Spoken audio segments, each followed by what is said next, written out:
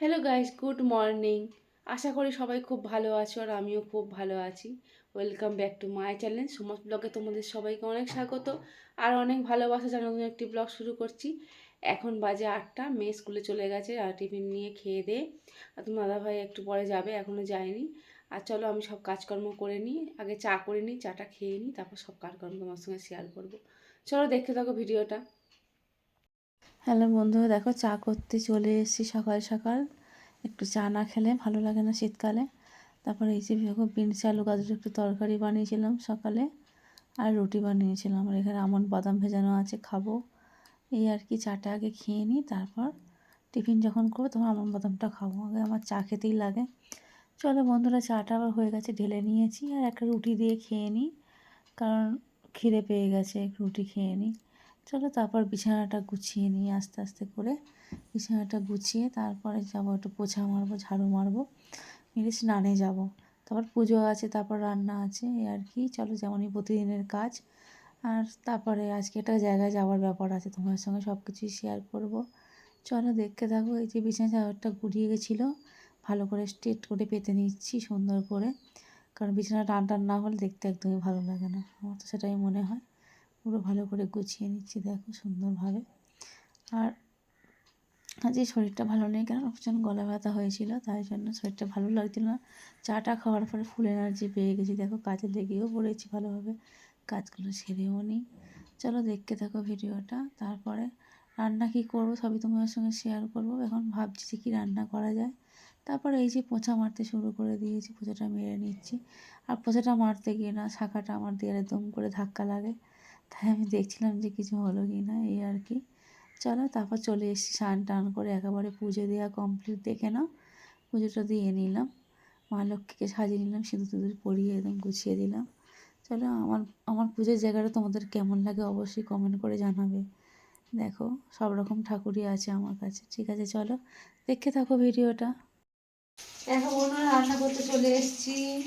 এই যে এখানে ভাত হচ্ছে, ভাত, এখানে মাছ ভাজা হচ্ছে, আর এখানে মাছের মাথাটা ভাজবো, ঘন্ট হবে।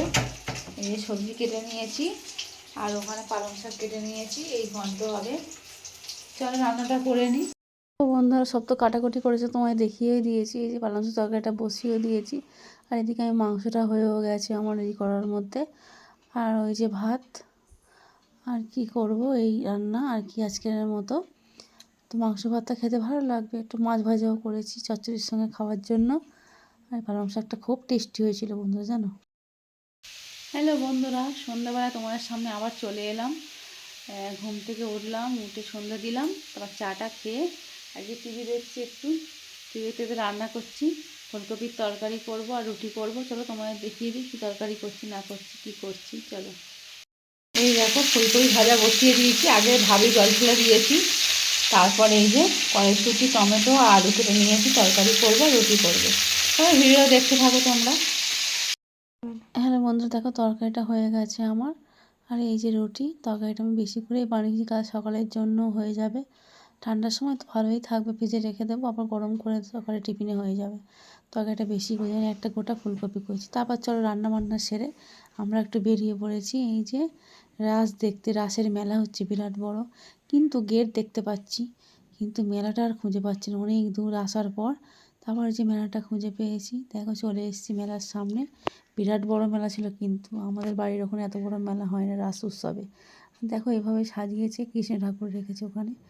এই গুহার ভেতর দিয়ে একটু গিয়ে তারপর অনেক দোকানপাট ছিল, অনেক রকমের দোকান, খাওয়া দাওয়ার দোকান, কেনাকাটার দোকান, অনেক কিছুই ছিল। জুতো পর্যন্ত এখানে বিক্রি হচ্ছে। আর চলো আমরা এর ভিতর দিয়ে আস্তে আস্তে করে চলে যাই, গিয়ে দেখি কী আছে না আছে। আমরা ভেবেছি কোনো ঠাকুর আছে এখানে, অবশ্যই ঠাকুর আছে। ভিতর দিয়ে গিয়ে অনেক অনেক ঠাকুর ভিতরে। এখান দিয়ে আসলে গেট মতো করেছে, এইভাবে সাজিয়েছে। দেখো সবাই ফটো তুলতে ব্যস্ত, খুব সুন্দর লাগছিলো ভিতরটা, এভাবে লাইটিং মতো করা ছিল। আর গিয়ে দেখি সামনে একটা জুতোর দোকান দেখছিলাম, অনেক রকমের জুতো এই যে দেখা যাচ্ছে, দেখো বন্ধুরা। এই যে আমি একটু তুলেও নিয়েছি ফটো। আর এই যে দেখো অনেক রকমের জুতো ছিল, কিন্তু কিন্তু আমরা কিছু কিনিনি, কেমন হবে না হবে আসলে। আর জুতোর অত দরকারও নেই, জুতো তো অনেক রয়েছে আমাদের। তাও দেখছিলাম, ভালো লাগছিলো আর কি। তারপর আস্তে আস্তে হেঁটে হেঁটে চলে যাচ্ছে, দেখো। দেখো বন্ধুরা, ভিতর দিয়ে চলে এসেছি। আর এইভাবে সাজানো ছিল খুব সুন্দর করে, লাইটিং করা ছিল গোলভাবে। তারপর চলে এলাম, দেখো এখানে একটা ফুড মেলা হচ্ছিল। তো ওইখানটা শুধু ফুডের দোকান, মানে খাওয়া দাওয়ার ব্যাপার আছে এখানে। খুব বড় স্টল লাগানো ছিল এইভাবে। তো আমরা এখানে চলে এসেছিলাম দেখতে একটুখানি। দেখে টেকে তুমি দাদাভাইকে খুঁজে পাইনি, খুঁজতে খুঁজতে এখানে চলে এসেছিলাম। তারপর দেখো আবার চলে এলাম মেলার ভিতরে। দেখো ঠাকুরের যে অবতারগুলো বানিয়েছিল সব এইভাবে সাজিয়ে সাজিয়ে করেছে, খুব সুন্দর। মানে লীলাখার যেটা ভগবানের, সেই সবগুলোই আর কি এখানে তুলে ধরেছে। খুব সুন্দর, অনেক ঠাকুর, অনেক রকমের ঠাকুর দেখলাম। খুব সুন্দর সুন্দর, ভালো লাগছিলো, খুব মজা লাগছিলো। কৃষ্ণের জন্ম হয়েছে, কৃষ্ণকে নিয়ে যাচ্ছে কীভাবে, এই সব আর কি। কৃষ্ণকে স্নান করাচ্ছে, এইরকম আর কি সব কিছু অবতার এখানে করেছিল। দুষ্টু কৃষ্ণ এইসব আর কি। তারপর চলে এলাম এদিকটা অনেক অনেক ঠাকুর ছিল। তারপর দেখো এইভাবে সাজানো কি দারুণ করেছে। তারপর চলে এলাম একটা চানার দোকানে, চানা খেলাম একটু। চানাটা খুব ভালো বানিয়েছে। তারপর চলে এলাম আমরা একটা দোকানে, এই দোকানটায় এসেছিলাম একটু পকোড়া খাবো বলে এসছি, আর মোমো খাবো বলে, কারণ প্রচণ্ড আমাদের খিদে পেয়ে গেছিলো। তারপর এই যে মোমোর দোকানে মোমো নিয়েছি, মোমো খেয়ে নিলাম। আর এর চিকেন পকোড়া নিয়েছিলাম, চিকেন পকোড়া 3টে 50 টাকা এরকম দাম। তো এইভাবে কেটে এইভাবে বানিয়ে দিয়েছে লঙ্কা টঙ্কা দিয়ে, খুব ভালো লাগছে। তারপর চলে এলাম এই দিদির দোকানে পাটিসাপটা পিঠে খাবো বলে, কিন্তু খাওয়া হয়নি। তারপর চলে এলাম এইখানে ভাপা পিঠে খেতে।